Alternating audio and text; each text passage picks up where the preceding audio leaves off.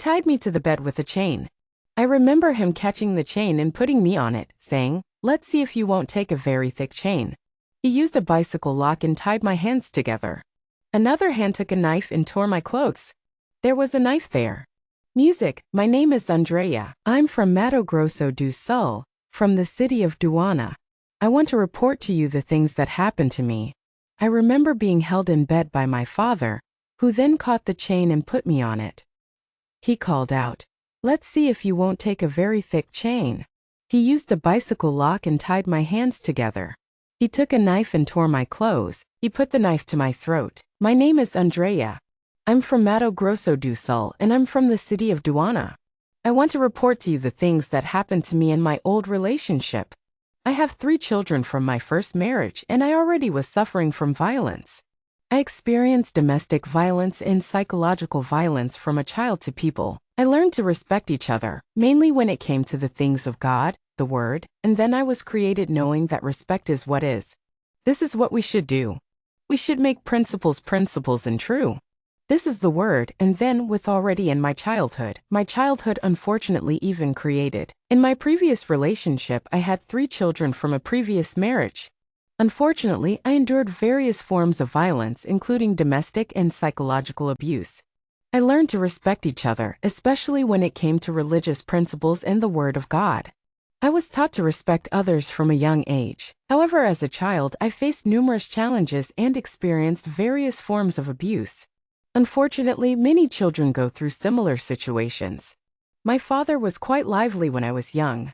Today, thanks to God, he has changed a lot. As a teenager, I experienced many challenges until I was 17. I had a somewhat happy childhood, but I also had a difficult childhood. I haven't spoken to my father since then. I had a difficult childhood, but I'm grateful that I've learned to forgive. My father was a bit overprotective, and I was the firstborn, so I often got the worst of everything. My mother worked hard, and I took care of my brothers when they were young. I had a really close relationship with my father, Magua. We had some tough times, but we learned from them. I learned to forgive, and I believe that he was created to be exactly who he was. I was the oldest daughter, the firstborn, and I was the one who was left with the leftovers. My mother worked tirelessly, and I took care of my brothers when they were young. I was responsible for looking after them. When I made mistakes and my father disciplined me, I learned from those experiences. I believe that there was a time when society accepted more rigid rules, and I would have benefited from that. But that's in the past. I'm grateful for the lessons I learned from my father, Magua. It was a period in my life that shaped me, and I'm thankful for that. When I was wrong and my father hit me, I didn't have many options. I had to accept that. I saw my father back then, and I saw that society didn't accept things the way it does now. I think that was the advice Tutelary gave me.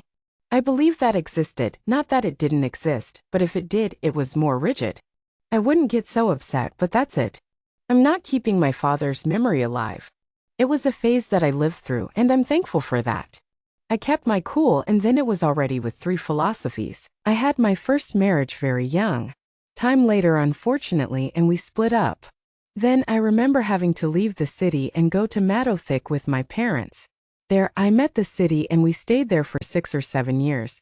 I didn't want to go back to Kidana, but I did because of several questions. I was able to keep my job, and then I was with 3 children. Unfortunately, my first marriage ended and we split up.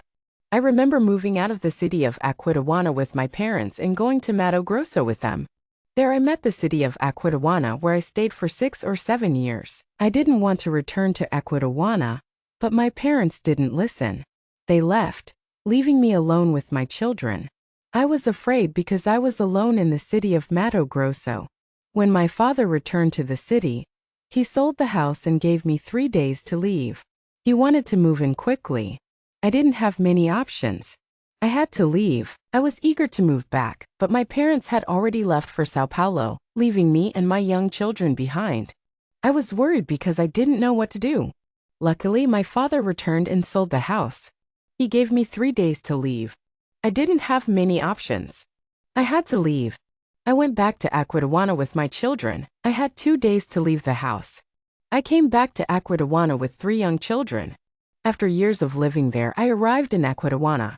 I was alone and in need of a place to live. I thought we still had a house, but it had been sold without me knowing. Unfortunately, I had nowhere to live with my children when I arrived in Aquidauana again. I left my children living with their father and went to live with an aunt of mine. During this time, I lived alone in a room I rented. I started working again in Aquidauana, but I left to go to Sao Paulo where my family was. Although my small children arrived and spoke to me, I left. When I first arrived, I didn't have a place to live with my kids. I left them with their dad and went to stay with an aunt. Then I moved into a room I rented. I started working again in Dana, but I left to go live in Sao Paulo with my family. My kids were born and my mother-in-law asked me, "If you go, don't go far from my father. He is in this city and the kids are there." I saw that I had already taken them away from their father, and they wanted to live close to him. I said, "I'll stay here for a while." But then things started to get tough. I didn't want to leave, but I had to. I found my dear mother. "If you go, I'll be staying close to my father's house. Their father is in the city and they want to live close to him." I saw that I had already taken them once and they wanted to live a little closer to their father. I said I would stay for at least a little while, but then things started to get tough. I found a person I had known for a long time. I knew her when she was a young girl, and she was a very friendly friend of his sister. I found her again in City Park and we became friends. I told him my story, explaining that I was living that situation, and he was moved by it. He also declared himself. I don't even know if he really wanted to have a relationship with me. I had known this person for a long time. When he was a child, I was very friendly with his sister. I found him again in City Park and we became friends. I told him my story, explaining that I was living that situation. He was moved by it. He said he wanted a relationship with me, but I didn't know if he really meant it. We talked that day and I left. He went to my house and we talked. He came over to date me and we started dating. A short time later, I was living away from home. I don't know if he was at home for a few days. I said, "Clara, I have no intention of staying here. I will even stay with my boys." I told him I didn't want to get involved, but he insisted on taking me to his house. I told him I'd only stay for one day, but I ended up staying for a few days. I was really grateful to have a place to stay, and I was happy to be back to church. I felt a bit distant from my community, so I decided to go back. At the time, I decided to go back to church, and he came with me. Even though he wasn't a believer, he accepted Jesus in the room. A few days later, we were living together, but I wasn't thinking about getting married because I didn't have that in my mind. I was thinking, I'm living here, but I will, although deep down I still thought, I don't want. At the time, I was hesitant to get married, but he was very supportive. He was always there for me, and I felt drawn to him. So I decided to join the church. I enjoyed singing, and he played music with me. We had a very strong connection. We went to a group of praise in the church, and he played music there too. I was seeing him at the beginning, and he was very helpful. He was there to help me, and I was watching this. It was like a calling, and I felt drawn to it. I sang, and he played music for me. It was one more very strong connection. We sang together in church, and we went to a group of praise in the church. Things started to feel so much more right, and then he was already in this time. I started to be surprised by the same time. I was surprised because in the city, there is water in the natural house, right? Water in the street tap. At the time he did, I filled many bottles and took one day of the week to fill about 50 or 60 bottles from the tap and left them under the sink. It was a big change and it felt right. At first, I was surprised by how easy it was to get water in the city. There was water in the street, and I was able to fill up bottles with it. I'd fill about 50 or 60 bottles a day, and then I'd leave them under the sink. I didn't use the water from the tap, so I used the water from the bottles that I'd filled. Sometimes I wondered why there wasn't water in the tap, but I didn't mind spending the money. I'd fill those bottles for dishwashing, for taking a shower, and for cooking. I was the one who was busy there, mainly making lunch. I wasn't allowed to connect the tap like that until I was planning to use that water, but he told me not to. He said, "I don't mind. I'll just use the water from the bottles that I fill once a week." Sometimes I wondered, but I didn't think it was wrong. I was filling those bottles with water for dishwashing, taking a shower, and doing all the other things I needed to do. The man mainly used those bottles to make lunch. He told me I couldn't connect the tap like that. Then he said, "Oh, I don't care. It's okay." One day he spoke to me so well that I was surprised. He said, "I just do one type of mix at home, so we should make the purchase." I left and went to make rice beans. I remember the ground beef and a salad. When he came home, he looked at the pan and had ground beef. He spoke, so I saw the. He said, "Oh, don't worry, I'm just fine." And then one day he started speaking to me in this really good way. I was a little surprised, to be honest. He said, "Look, I just do one type of mix at home, so we'll buy that." So we went to get some rice beans. I remember there was ground beef and a salad. When he came home, he looked at the pan and saw the salad. He said, "Wow, but I told you to do only one type of mixture, right? You made two." I said, "No, but I don't. I made two mixtures. I made the salad and the ground beef." And there it was in the fury by the first instead. I saw him looking really brave. He took those food pans and played in the backyard. Wow, that I despaired right at the time. I was scared. I said, "My God, scared a lot like this." I went there. I took the cookware. He said, "Wow, but I told you to make only one type of mixture. You made two." I said, "No, but I don't. I made two mixtures. I made salad and cooked the ground beef. I put it in the frying pan instead of the first one." I saw him, and he was very brave. He took the food pans and played in the backyard. I was scared and I said, "My God, I'm scared like this." I went there, took the cookware, and washed it. Then I decided I would not be with him. I took the half suitcase and left. I had already left and gone to my aunt's. I said, "I will come here." I spoke to my cousin because this happened. I was scared. I spoke like this when I arrived at home. His mother was there. He's a lady. He called me to talk. He said, "I sent her to talk to you." He's wrong. I washed my suitcase and then I decided that I would not be traveling with it. I took it away. I had already left and gone to my aunt's house. I told my cousin that I would come there. When I arrived, my mother was home. She called me to talk. She said that he had done something very wrong and that he was sorry. He had never done that kind of thing and he convinced me to stay. First, I was surprised by his attitude, but then I went. It was the second time that I was scared. It was a little more aggressive, right? Let's put it like this. We arrived from church and it was very cold. I remember that it was very cold that night and we started dinner. We warmed the dinner. We talked a lot about I made a mistake and he never forgave me.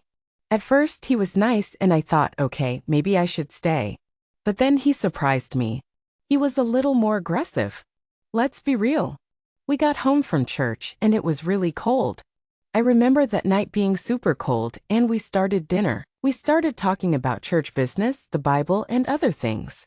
We started talking about different ideas and I noticed that he didn't like it when I disagreed with him. For example, if I said I spoke to a Bible question or about a subject, and I said I didn't agree, he got very angry. He wanted me to have the same opinion as him. At that moment, I remember having disagreed with his opinion, and he took it personally. We started talking about church business, the Bible, and other topics. I remember that he didn't like that I disagreed with him. For example, if I said I spoke to him about a Bible question or any subject, and I said I didn't agree, he would get very angry. I wanted my opinion to be the same as his. And at that moment, I remember having disagreed with his opinion. He took the iron pan that we had rice in and hit me in the mouth. He threw all the food on me and I didn't do it. I was shocked and in a state of shock. I was satisfied to have done this. I was wearing his sweatshirt. He started to molest me. He took it and left me in just my panties. He threw me out of the house in that cold. I was there with my friend and we were eating rice. I was on the couch and she was beating me with a pan. She cut my mouth, threw food on me, and I didn't do it. I was shocked and I was like, "I'm fine." He started to molest me. He took my sweatshirt, left me my panties, and threw me out of the house in the cold. Then he locked the gate. I stayed at Rua de Calcino. His sister lived in front of the house and I ran to her house. It was already half-afternoon. I said, "Help me please. I'm here. I'm right of the bra. Please give me one of your clothes." Then I remember that as soon as she opened the window, he passed me a pair of pants. I was pulling so hard on the gate, and finally it closed. I stayed at Rua de Calcino and I loved his sister. She lived in front of the house and I ran to her window. It was already 12:30 and I said, "Help me please. I'm right here." Please give me one of your clothes." And she opened the window and gave me a pair of pants and a t-shirt. She was very kind and I was very grateful. I put on the pants and tied them like that, and I left the street barefoot with that outfit, not knowing where I would go. Then I went to a friend's house and slept there that night. I decided not to return home. I'll go get my things and go, although I'll be back. When I arrived home, the pastor of the church there greeted me.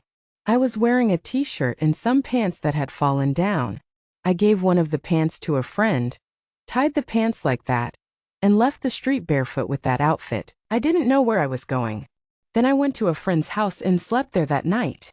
I decided not to return home. I'll go get my things and go, although I'm not sure when. When I arrived home, the pastor of our church called me to talk. He told me that it was not right for me to be newly married and to understand that we were going to pray for him and that God was going to bless our marriage. It was not for me to be separate, and so I was a lot. I was very grateful to the pastor. Then time passed and he became more aggressive. In this era, my children did not live with me. We lived in a boarding house, just me and him. Then he started building a house for us. He told me, "Bring your little candy and we'll build there." What made me stay was that he spoke a lot there at FR. People will have room with the children in front of them and they'll have their own little room. I don't know what then this took me was also. We lived in a small house together, just me and my son. Then he started building a house for us. He told me, "I'll build there, and you can bring your little candy." That made me decide to stay. I also liked that he spoke to the children. He said they would have their own little room, and I didn't know what that meant. But I thought, my children will have a home, my children will have a house. That was so important to me. Someone told me that my Silho was going to have a house and that he would stay near me. That was everything I wanted. Then my Silho passed away. I remember having done orange juice first. The first aggression was so much in front of the children. They were frightened because my son arrived and said he wanted a mother. I remember saying, "My children will have a home." I thought that was so important to me. I wanted my Silho to have a house and to stay near me. Then my Silho passed away. I remember being very aggressive and acting very scared in front of the children. My son came to me and said he wanted a mom. He had made a lot of juice. I remember him playing with the juice. He said, "You want soda? I have juice. You want soda?" As soon as you thank my son, not he lived there. He threw that jar of juice in front of them. We took soda, or even my children returned to their house. With time, the house finished. The front house ended, but in this break, I remember a matter of aggression that also marked me. Soda wanted a soda and he had made a lot of juice. I remember him playing with it. He had juice and he wanted a soda. As soon as I thanked my son, he threw that jar of juice in front of them. We took soda and my children even returned to their house with it. The front house ended, but during this break, I remember having a matter of aggression that also marked me. I think I always thought like this. I have also heard those who abuse women say that they choose victims right. At that time, I believe I was a victim in his eyes because I didn't have a home. I cried a lot because my Silho was not near. I then believed that at that moment, he looked at me like a one. I think I always had this way of thinking. And I remember hearing others talk about how the abuser would choose his next victim. At the time, I was a victim in his eyes because I didn't have a home. I cried a lot because my child wasn't with me. I think he looked at me like a victim he could manipulate. I took it and did my best. He took advantage of me and I let him. I was vulnerable, and women are vulnerable when we're in that state. We're vulnerable to someone who gives us attention. If we cling to that person, we're at risk. I was 30 years old with 3 children at the time. I listened to him, and there was a day when we were in front of the house talking. Then we disagreed. I didn't imagine that he was angry with me. I didn't imagine that he hated me. Then I woke up. I sat on one side of the bed. I was reading. He woke up and called me.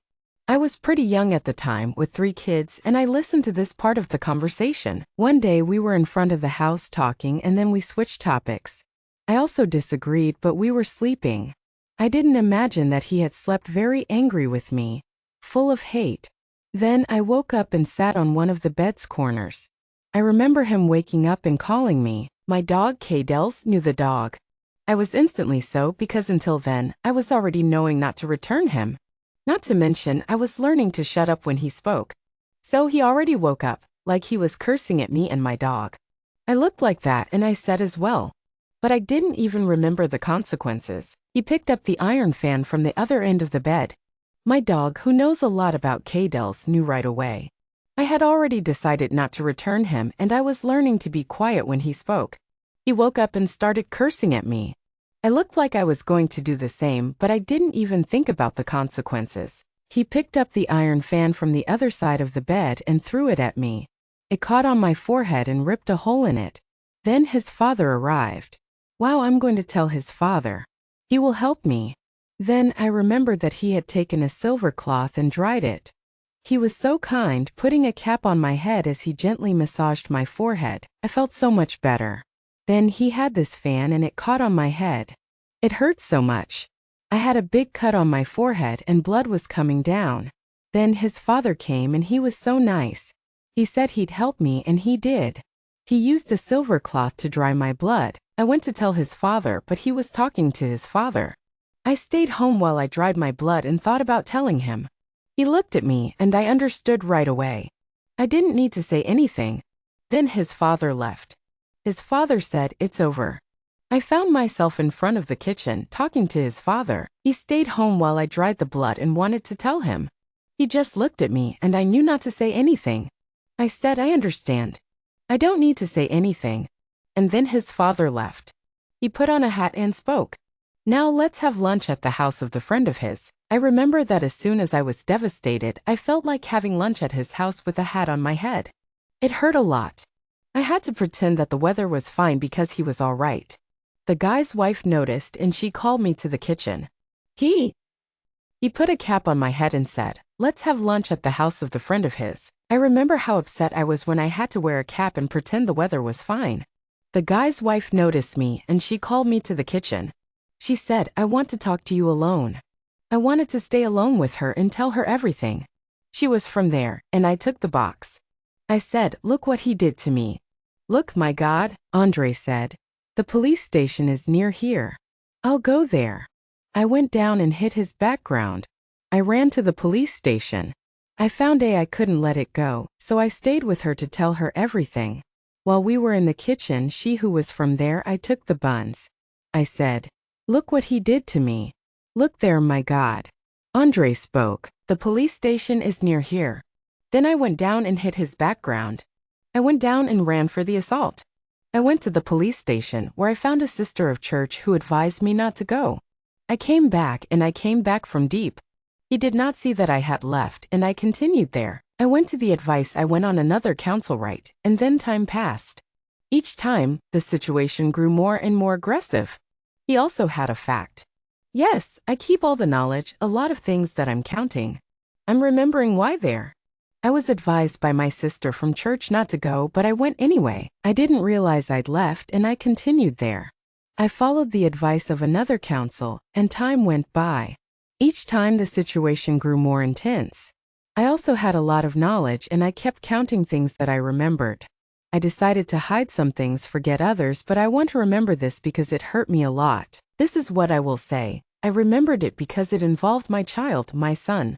We went by a bife to work in a bife. People at that time lived here. Donna was involved in the waiter business and I took on decorating jobs for parties. I remember that well. I decided to hide some things as I mentioned before, but I want to remember them because they hurt me deeply. This is what I will say. It involved my son, and we went to a buffet to work. At that time we lived in Danbury, and my son was working as a waiter. I took on decorating jobs for parties, and I remember that the owner of the party came to us and spoke. He said, "Look at everything you have, S&E." At that time we had not even bought presents for Christmas. My children were with me, and everything you see here, from fruit and vegetables, is available. The fruits had not been moved. For me, that was a very joyful moment. I said, "July for my little circle," because we would not be able, it wasn't even Christmas. And the owner of the party came to us and spoke. "Look at everything you have, S&E." We hadn't even bought anything for Christmas yet. My children were with me and we could take everything. The fruits hadn't been moved. For me, that was a very joyful moment. I said, "July for my little circle," right, because until then we would not be able to buy me a lot. You know how to see the attitude of that boy right from that family giving us those fruits. I had all kinds of fruit, and I remember people having fruit that my youngest liked, but I rarely bought it, a green apple. He was very fond of green apples, and we took those fruits home very happy. The time they saw three children, all cheerful with those fruits, right refrigerator filled with fruit, and then mine youngest spoke so. I could tell right away that the boys' family had a warm, welcoming vibe, and they were so kind as they gave us all those fruits. I remember how my youngest was just crazy about that green apple, and I rarely bought it for him. He was just so fond of that green apple, and we took all those fruits back home over the moon. The time they saw the refrigerator filled with fruit, and then mine was just magical. My youngest spoke up saying, "Mom, our mother came to get that green apple." I looked at my son and he said, "Mom, that green apple is mine." And then I got it and no one touched the green apple. She was in the fridge. Another week we'll put it like this. A printed picture of the apple as if it were a trophy, but that was to show who was right. And then my son opened the apple with 3 days left, more or less, and there were 3. "Mother, our mother came to Mother Green Apple." I said, "Look at a green apple." And then he said, "This green apple is mine." So I got it for him and he took it. No one touched the green apple. She was in the fridge. Another week went by, and we put it in the fridge like a trophy. But that was to show who sent it right. And then my son opened the apple with 3 days left or so. He had a fever for 3 or 4 days. My son had a fever, and I knew it was because of the green apple. I asked, "Please at least 1 piece. Eat the rest just for him. Eat just for him to heal his fever." I know it's because of the apple because he looks like this when he gets fevers. He does not move. I took the green apple and there it passed. Another day went by, and then I went to the city and talked to his father. I asked if I could get some money from his pension for my son, who was the youngest. He said, "I'll think about it." I went to the markets behind the green apple, but I couldn't find a market that sold this apple. My son continued to have a fever for about 4 days. His father went to the house and I think he gave me that apple. I said, "Look, I'd like to borrow some money from the pension for my son, who is quite young." He gave me a strange look and said, "Peg, I passed this apple to you, but I didn't find a market that sold them." My son continued to have a fever for about 4 days. This apple was there. His father went to the house and I thought he was going to take it. But he said, "I'll cut the apple in front of his father." I said, "Please let me cut the apple." His father helped me cut a piece for you and 1 for him. When I did this, he took the apple in my hand and broke it on the porch in front of his father. He wasn't satisfied as always. He went into the house with all the fruits that we all earn, all without exception. And it was raining. It was raining and there was tea. As Chuya became clay, right? Clay, he took that fruit box from the refrigerator, put it under the refrigerator, and played in the backyard in front of his father. He was throwing the fruits and the kids' left door were all looking like this. I thought to myself, also looking at my God does not do this. Do this. Why do this? And then he played and all the fruits were stepped on.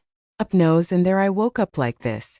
See my children crying because I had done that. There you know with evil because I'm sure you'll agree that it was a really tough situation. I mean, I saw a lot of sadness in my children's eyes after it happened. I saw who was living with me and I saw that it wasn't my husband. It was my stepfather. I heard about the situation from my neighbor, who also happened to be the pastor of the church. I started talking to him but he didn't change. The answer is simple. We can't separate it.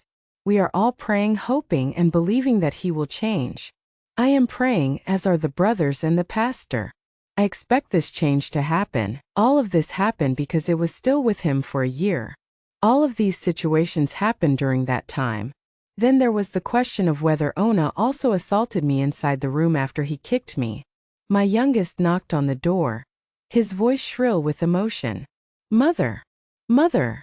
he cried, his eyes wide with concern. He was inside the room and he was upset. He opened the door and I went in. He kicked my stomach and I pushed him away. I took my youngest in my lap and he cried, his little body shaking with pain. I cried too in this moment of overwhelming emotion. In the background, I saw the police officers entering the home. I thought of my neighbors who had called them. The police were at home, so I said good night to them. I was crying and Fando Andre, who had already known me, came over. I didn't understand the time. I saw my middle boy with the nest. He had run to the police station to call the police because my mom was catching my little brother. I was hurt, but I know I said that I'm doing it, going through that situation, and I remember so that. The policewoman came in and we had a friendly chat. Officer Andre kindly filled out the report and I promised to do better. I hadn't broken anything before and the police came when the officer entered the house and saw the broken fan. He asked me if I had broken the fan and I told him I hadn't. He said that he had broken things in the room and I told him I hadn't. The police were called because you broke the whole house. She said that she understood how these men are, even though you're living together. She said that she knew how that was and then she wrote the bulletin. I decided to separate again, but it came with all love. Later, I love you. You are the woman of my life and I promise I will never assault you or do anything like that. I'm so sorry to hear about the situation you're in with your children. It's really hard when you have to leave your family and start over somewhere new with 3 kids. I'm worried about what might happen there, and I know it's hard when you don't know what's going to happen. I understand that you don't want to leave your children, and I'm here to support you. I'm staying close to my father for now, and I'm here for you.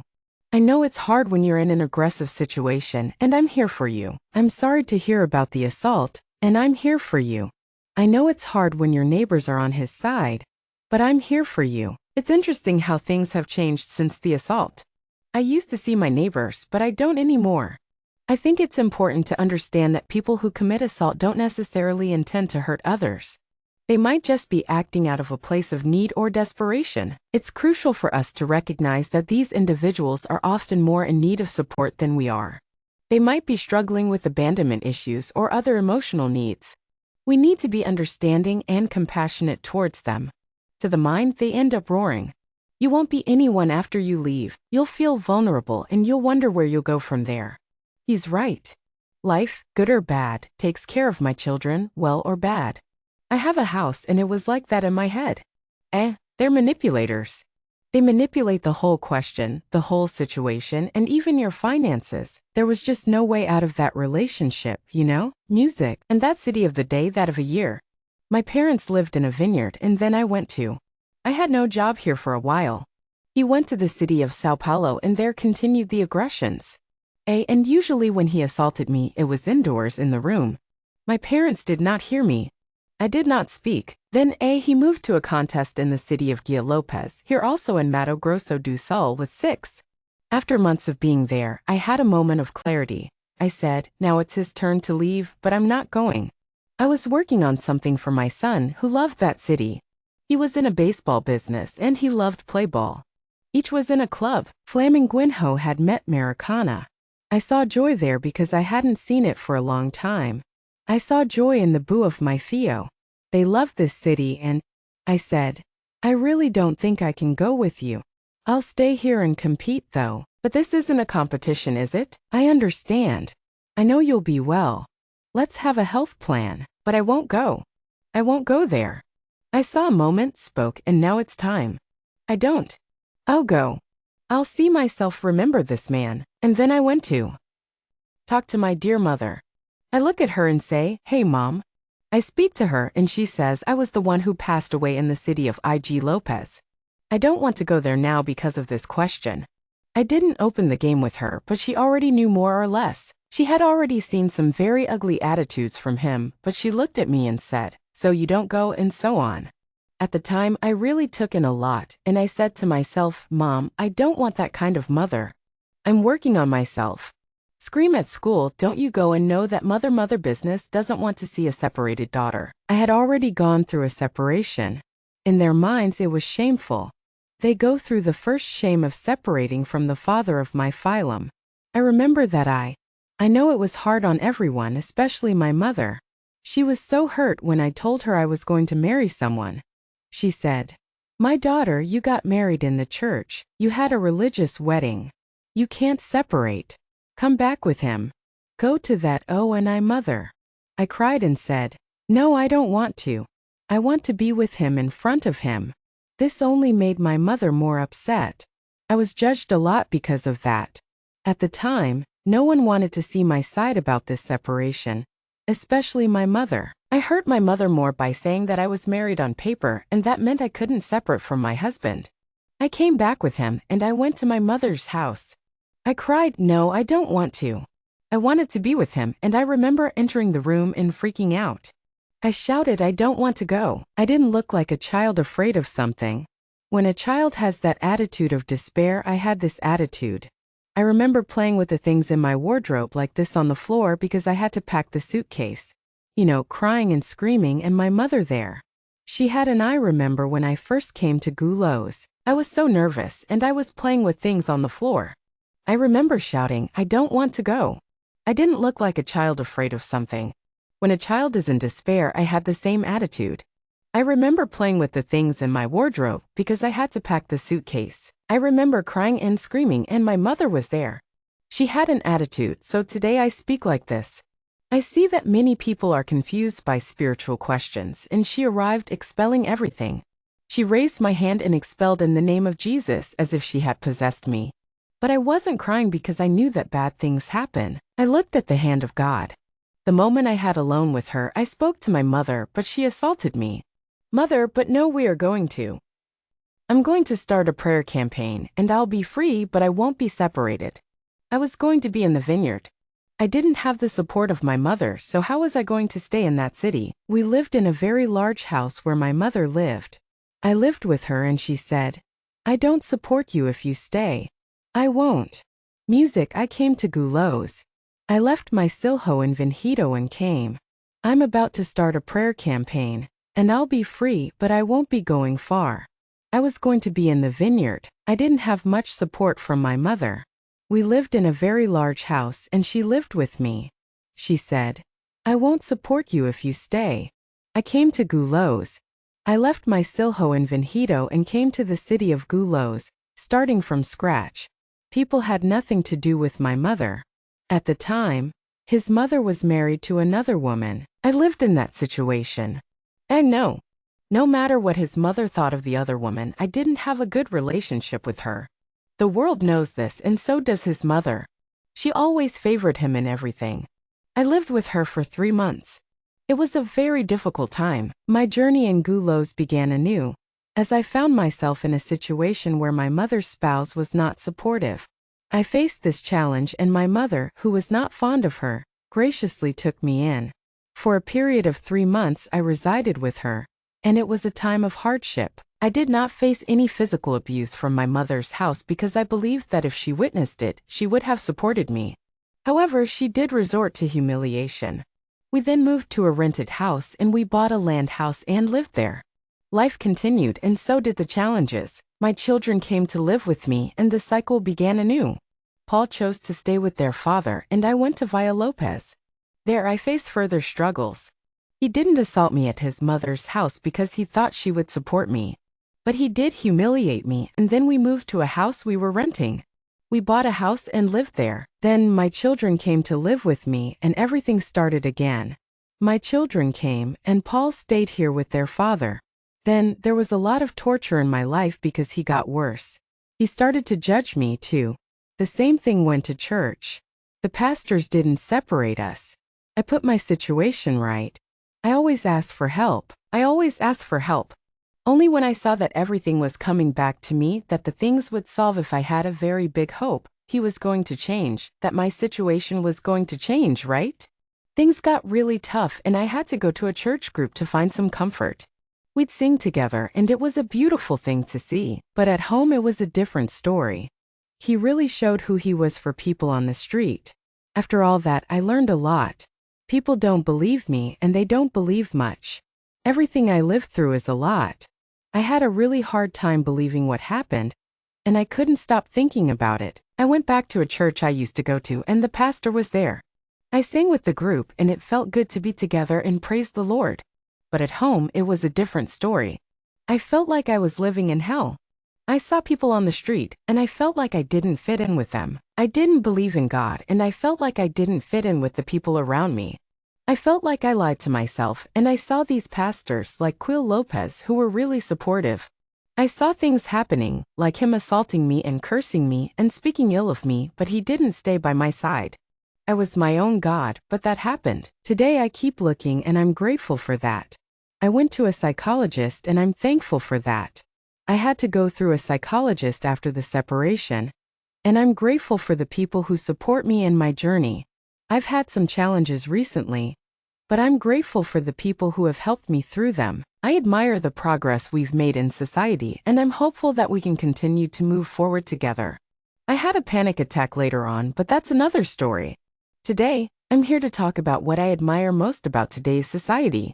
A few years ago, it was not so easy to support a woman who had been assaulted by her husband. People really favored men. They thought it was normal for a man to live a regular life and be a friendly person. He had a captivating smile and a way of making everyone laugh. He was friends with everyone. When I asked for help, he was there for me. I was still angry and I felt upset. I asked God in heaven, "How can you let this happen?" His friend had a similar situation, and he was the one who had to deal with it. I wanted to hit him, so I quickly grabbed my things and left. He's such a charmer. Everyone loved him as soon as he arrived. He had a captivating smile and a way of making everyone laugh. He was friends with everyone, and he was always that way. I remember asking for help when I was going through a tough time. I was upset, and I felt like God of heaven was right there with me. Everyone in the church was his friend. As soon as he had a problem, he'd call me. I'd grab my things and run to the pastor's house. There I'd find him. He was a cousin of his. I'd go into the house of his cousin, the pastor. The two pastors were there. One was the pastor and the other was a scholarship student. They left it raining and muddy, and I remember what I said. It happened again. He assaulted me and he came after me. He beat me again. I asked for help and I went to the pastor's house, and there I found a cousin of his. I went into the house of his cousin, the pastor. The two pastors were there. One of them was the pastor, and the other one was a friend of the pastor. They were talking about scholarships and they left. It was raining and the ground was muddy. I remember what happened. He assaulted me and he came after me. He beat me again. I felt like I was going to die. I was with my bag and I felt the thud of my bag. I fell to the floor and my bag fell too. Then my son came to help me. He was 13 years old. He pulled me up and he stood next to me. Then he pulled his finger behind him and he shouted. He did it as if he had seen it. I was carrying my bag when I felt a thud and I fell to the ground. My son ran over to help me up. While I was standing up, my son saw a man standing behind me. He was 13 years old. The man grabbed my son's behind and yanked his finger. He shouted, "I know he did," as if he had seen it all. No one helped me up and I was worried about my son. I had to get up, and I felt like I was covered in clay. I went to my son's house, took a bath, changed clothes, and put on my eyelash. I said, "Let's go to the police station." When I was on my way there, I saw a member of the church running towards the police station. He was carrying a girl. She looked like Andrea. I was on the floor and nobody offered me any help. I was worried about him, so I got up. I was covered in clay from head to toe. I went to his relative's house, took a bath, changed clothes, and put on my eyelashes. Then I said, "Let's go to the police station." We were on our way there when I saw a member of the church running towards the police station. He was carrying a girl. She looked like Andrea, but she wasn't. He told her to go to the police station and make a report against him. The pastor said that if she went, he would deny it. He said, "If you go, they will not go, and if you don't go, they will go. It's not for me to go, and it's not for you to go because it plays. I don't know what will happen there. I'll be ashamed to go to church." So I just went back. I didn't come back. I went straight to another pastor's house. He took me there to make a report. I remember how we went to the police station to make a report against him. The pastor said that if we went right, they would deny it because it wasn't for us to go there. I didn't go because I didn't want to be ashamed in church, so I just went back. I didn't come back though. I went straight and ended up at another pastor's house. This pastor took me to make a report and the police gave me a support. I remember this couple and this other couple went there. I made a police report and it was the first report I made against him. I had to go back to where I had to go home. No one extended me a handshake. Andre came to my house. Someone said Andre left right away. Someone else said Andre left the house right away. I remember the ticket and they gave me a lot of support. This other couple went there and I made a police report. This police report was for my glory because it was the first occurrence report I made against him. I had to go back to where I had to go home and I had nowhere to go. No one extended me a handshake. No, Andre came to my house. Someone said Andre left right away and someone else left the house right then. Nobody did it. I continued home and then that same week we went to a school dinner at the school where I worked. I got there at this school and at this party at the end of the party he arrived. I was already tired about or less in the morning. I said, "Let's go, kids are sleepy. We will leave." He said, "No, we can clean the house because the club is the club." I took the club cleaning. Nobody did it. I went home and that same week we went to a school dinner at the school where I worked. He arrived at the party at the end of the evening. I was tired and it was almost or less morning. I said, "Let's go, kids are sleepy. We'll leave and clean the house because the club is the club." I said, "No, I'll take the cleaning and we'll get to it." I said, "My God, but the children are tired." "I am tired. We'll stay and clean." And there I went, imploring him not to please. They were all sleeping. "Tomorrow until time you have to clean. Tomorrow we'll come back. Only you. You don't want these kids working because it was like that." He had seen the girl. I said, "Look, let's do it. Let's take the boys to sleep and we'll come back in the morning." He agreed and there he was. The boy came in from the street, almost on foot. He lived far away and was always cursing when he arrived at home. He took an attitude and spoke, saying, "You didn't want to stay there with me cleaning the club, but you won't enter the house either." I remember he said, He said, "Let's do it. Let's take the boys to sleep and come back later." And so we did. There he was, the Guri, sleeping on the street. He lived far away and was always cursing. When he arrived home, he was in a bad mood and spoke angrily. He said, "You didn't want to stay here cleaning the club, but you're not going to come inside the house either." I remember he said, "You'll sleep outside. My children will sleep outside." We slept on the sidewalk at the bottom of the house tonight. I remember that I caught a sheet wire by luck and extended it like this. Silo slept outside. I slept there to release my Sil because he did not allow us to enter the house to sleep and dance. When it was 5 a.m., he said, "Everyone, now get up. Everyone will go home." Besides sleeping, we all slept in different places that night. My children slept outside, and I slept in the bathroom. I remember catching a sheet in the wire and extending it like this. Silo slept outside. I slept there to release my Sil because he did not allow us to enter the house to sleep and dance. After 5 hours, he said, "Everyone, now get up. Everyone will go home and besides sleeping we will rest." We went out when we woke up 5 hours from the morning. We cleaned the house when he came back to clean the school and we stayed there when he arrived. Everything was clean and we cleaned it. His evils with each day watch were just getting worse. Music. I remember one time when I was in Sao Paulo I was crying in the bathroom with my children. I missed them. We slept well. We went out there when we woke up 5 hours later. We cleaned the house before he came back to clean the school and we stayed there when he arrived. Everything was clean and we cleaned more and more each day. Music. One time, I remember that my children and I were in Sao Paulo. I was crying in the bathroom, missing my children so much. He saw me crying and he said, "Ours," and he came to comfort me. He said, "Stop crying. I hate to see a woman crying. I hate to see people crying in front of me." I didn't hear him. He didn't even know how much I was crying. I was crying in the bathroom so he wouldn't see me.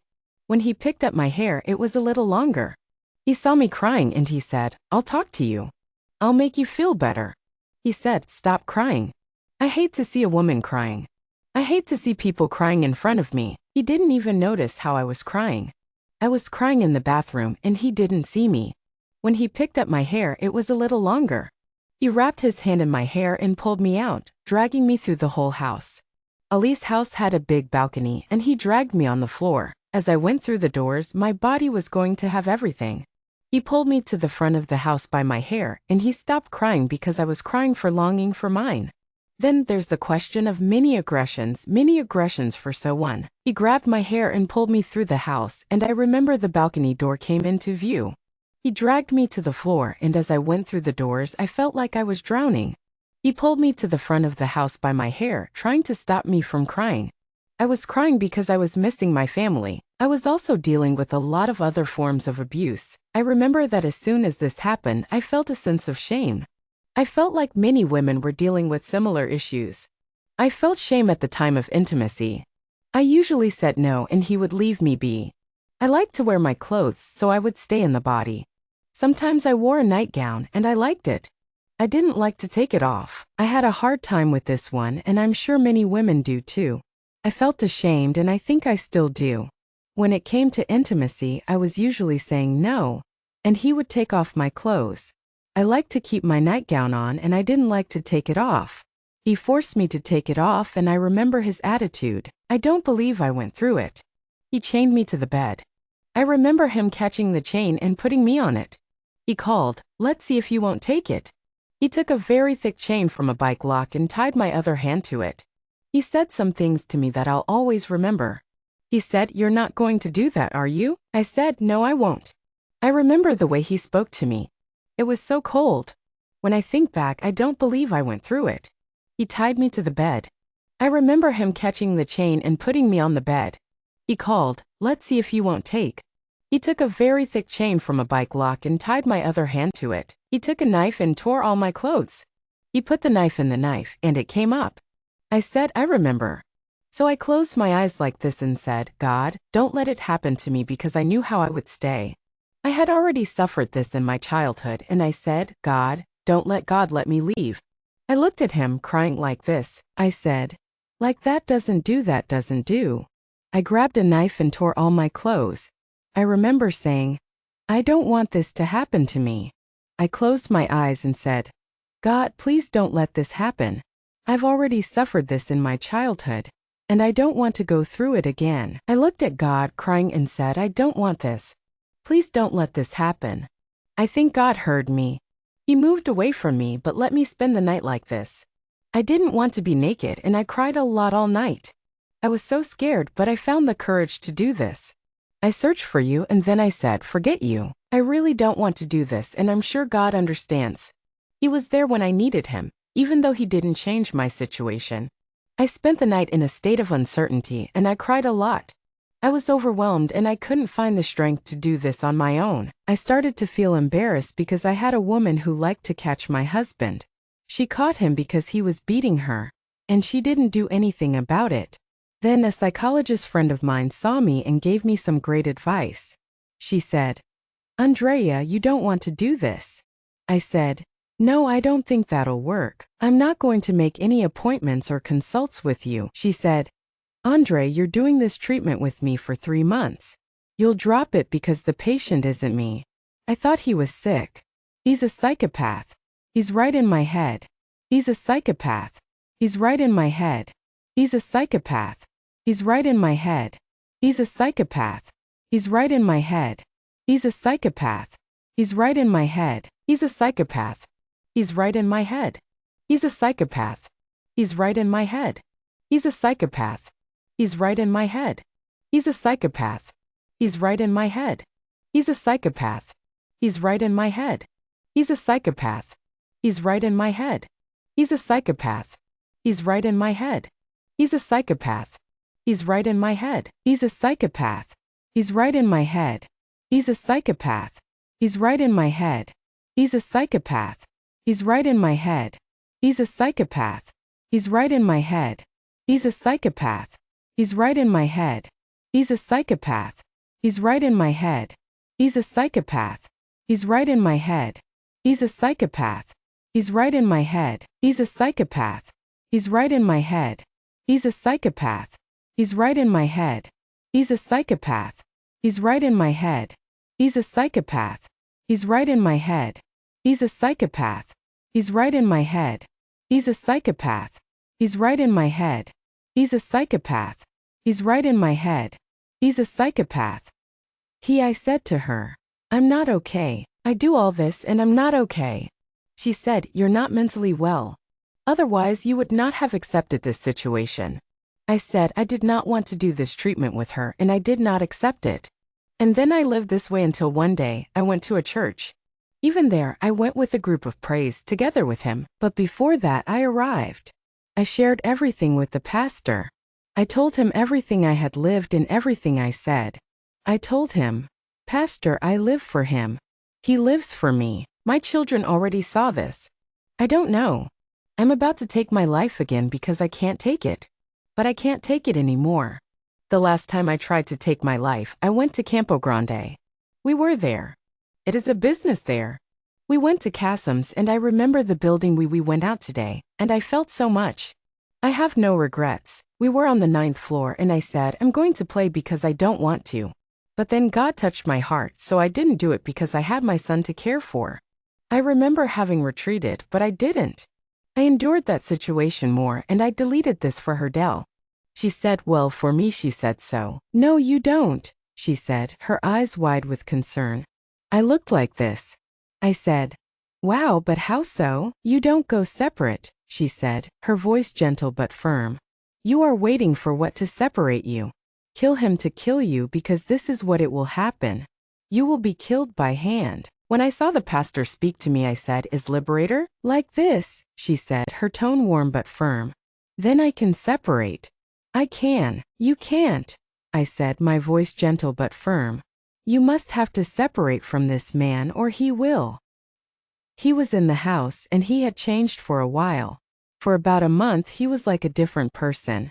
It was nice, and then she told me, look, you will make a campaign for me. This will be a prayer campaign with me. So I went to the campaign and spoke about the campaign of liberation. I remember her saying, I said, but how so?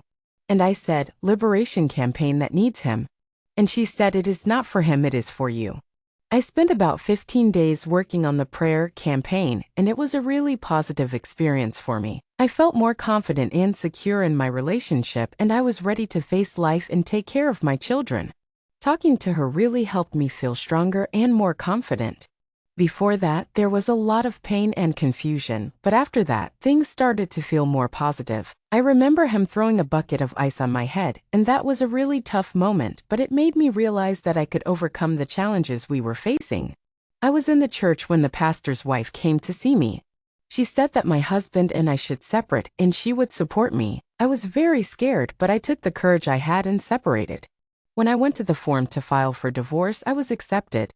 I talked there about how I wanted to file for divorce.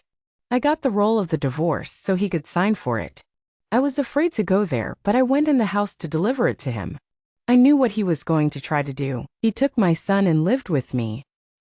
He took 2 machetes and left the house with them, saying, now I will end you there in your head. I was going to separate from him because I was with someone else. I had to make the difficult decision to end the relationship because I had already been involved with someone else. This caused a lot of drama and my son was scared. He started to cry and I was worried about him. He pointed the machete at me and I was scared. I ran to the street and went to the police station to report the incident. I had to drop it because I was already involved with someone else and started a scandal. My son was scared and ran to the side with the 2 machetes. I was sitting there, scared, afraid of him. He pointed to the machetes and I sat down. He went out to the room with them. I ran to the street and the police station to report what was happening indoors. A cop came with me and we spent half an hour talking. He arrived at my house to ask him to leave. I think he had an hour to fix everything. He got a lot of hatred from me for having done that. He came out with his clothes, and he stayed in front of the school where he worked for 5 days. But then he was persecuted. And then a police officer came to my home. I was in the middle of a half-hour conversation with him when justice arrived at my house. He asked me to leave and I think he gave me an hour to get my things together. He was really angry at me and he didn't want me to leave. He came out with his clothes and he stayed in front of the school where he worked for 5 days. But then he started to persecute me. He didn't leave me alone after we separated. I started to risk my life and then he started to do everything that was kind of evil. Even after we separated, a puppy that I loved so much stole my dog. He destroyed me. He had my Braille page. He had access to everything. He deleted Facebook. He deleted Instagram. He deleted a page that had 5,000 followers at the time. I was just starting and this is all that he could do. After we separated, he didn't leave me a moment to myself. I started to risk life and limb, and then he started to do everything that is kind of evil. Even after we separated, He had a puppy that I love so much, steal my dog. He destroyed me. He had access to everything. He deleted Facebook. He deleted Instagram. He deleted a page that at the time had some 5,000 followers. I was newly starting, and this is all that he could do to me. He did everything he could to harm me. He made me deprived. He made me leave the city that I separated from him because he had caught with another woman. When I found out that I was doing this, I went to the police. I did a process. I did a BO. I made a raised process against him for slander and entered the Maria de Penha law. There was a whole process against him, and the judge from my city ruled in my favor. He did everything he could to hurt me. He made me poor and deprived me of the city I lived in. I left him when I found out he was cheating on me. I filed a lawsuit against him for slander. The judge in my city ruled in my favor, but unfortunately to this day, our laws still don't allow him to be with me. I have all the proof I need. I decided to separate and release myself from him when I went to work as a cleaning lady at the thrift store we built together. I sold my motorcycle and built the house together with him in this city where people had nothing. I was in a relationship with a man who was not the father of my child. I left that relationship and started a thrift store. I was working as a cleaning lady at the time, and I opened the store with the help of my boyfriend. We built our house together in this city where people didn't have much. I sold my motorcycle to help build the house, and we bought the land together. I built our house and shop on the side. Everything was in the name of the father, his everything. I lost everything in the relationship. I was also psychologically damaged and I had nothing. He took everything in the name of his father. I went to get documentation and I was very innocent. I believed in him and that he would never do such a thing. I never thought that my house and land would be in the name of his father. I was in a tough spot, but I'm doing okay now. I'm working on rebuilding my life after a difficult relationship. I left with nothing and it was a really tough experience. But I'm doing my best to move on. I'm taking steps to feel safe, like getting police protection in the city where I live. It's been a year and I'm trying to stay positive. I was in a really tough spot and my head was spinning. I felt like I had nothing left, like I was starting from scratch. But I was determined to rebuild my life, even though it wasn't easy. I left with nothing and it was a really difficult time. I felt like I was being targeted and it was really hard to deal with. I even got a police protection order for my city, which made me feel a bit safer. But even after that, it was still really tough. After a year and a half of that, he said he was going to kill me. He said that when I said I was going to separate from him, he said, "Okay, you leave." I was already set on leaving, so I got my suitcase and gathered my things.